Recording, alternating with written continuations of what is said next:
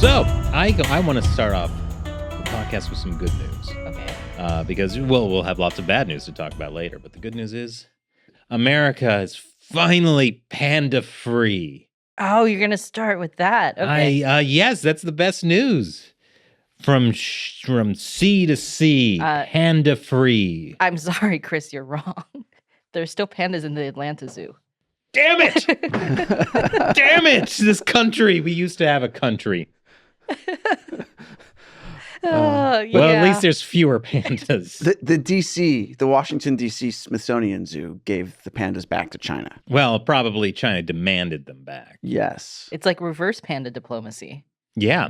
Well, I mean, that's part of the panda diplomacy. Like, hey, you be nice to China. We give you these stupid bears people like to look at for some reason. Because they're pretty adorable, at least when they're babies. Come on, baby panda cubs are pretty cute. Like, not when they're just born. When they're just born, they're like those little pink, like they look like a little, body horror things. Yeah, but after they grow fur, like, they're pretty cute.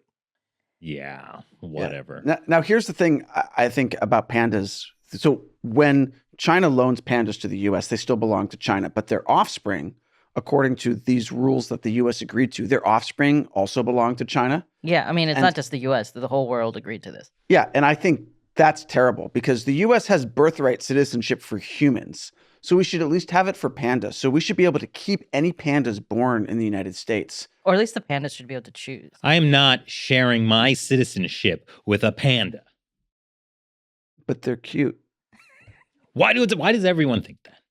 I mean, they're objectively adorable. I think actually objectively adorable. No, they're actually objectively cute. Scientifically proved that. Actually, Shelley. many years ago, I was at the Smithsonian Zoo when the original pandas. I think one of them had died, but like Ling Ling was still alive. That's or whatever. good news. And like this was when we were kids, and they actually had an exhibit that showed why people find pandas to be cute.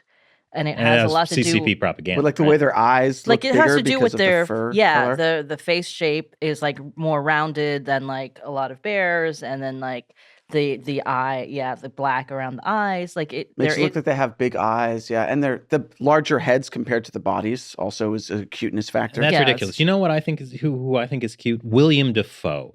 Nice, small, beady eyes, narrow face, craggy, adorable. Why can't we have William Dafoe diplomacy?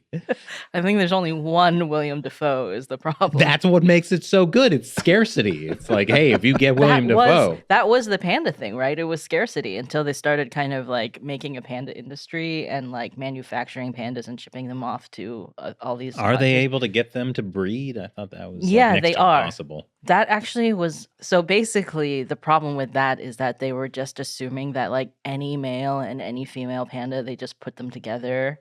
And if they didn't breed, then pandas didn't like to breed. But actually, apparently, in a lot of cases, is that they didn't like each other. So, like, they actually, when they kind of started control for, like, seeing if the pandas were compatible, then that, helped the breeding problem. And there's one panda, I forget his name, who, like, sired, like, 50 offspring. Yeah, there's this one panda in China who just became, like, this panda Lothario, where he was just the panda Casanova. He just has a bunch of offspring because he was able to breed with a lot of females. He liked them. I gotta admire that, I guess.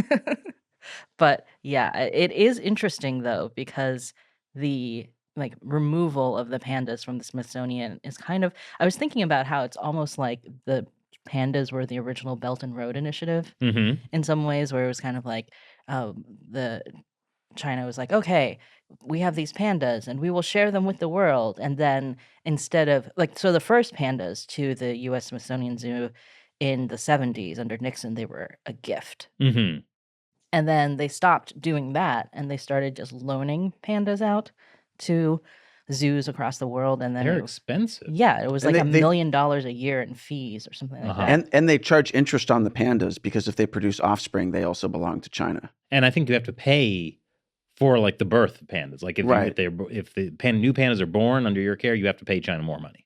Yeah, but it was worth it for the zoos because they got enough of an uptick in people wanting to go see pandas, and they could sell panda merch and do all this stuff. But now you can replace pandas with artificial intelligent panda robots. Or William Dafoe. William Dafoe just goes to Germany and then Atlanta and then San Little Diego. William Dafoe dolls. Yeah, Give that to your sounds children. adorable. Yeah, emaciated William Dafoe dolls. Am I the only one who thinks I like the cut of his jib? Okay, yeah. You and Madonna. Really? There was it was a movie that William Dafoe and Madonna were in where, like, I can't Strange. I didn't know about that. I can't remember, but essentially she seduced him. In the movie. Mm. Okay. Anyway. Wow. So pandas were the original Belt and Road where, at first everyone was like, cool, pandas. Yes. Like, it was the soft power thing. And then they started to be like, actually, these loan terms kind of suck.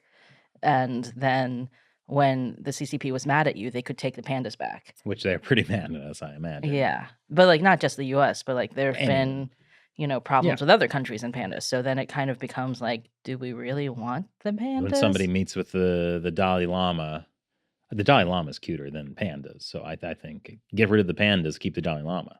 The Dalai Lama does have a lot of soft power for one old, Buddhist guy. Yeah. More than you can say about most old Buddhist guys. True. Yes. True.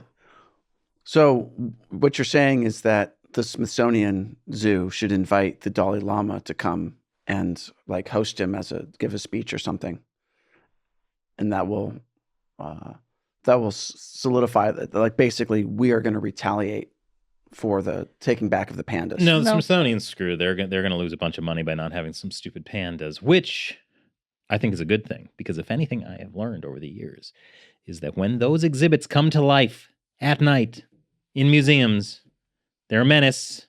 I'm pretty sure the pandas are already alive.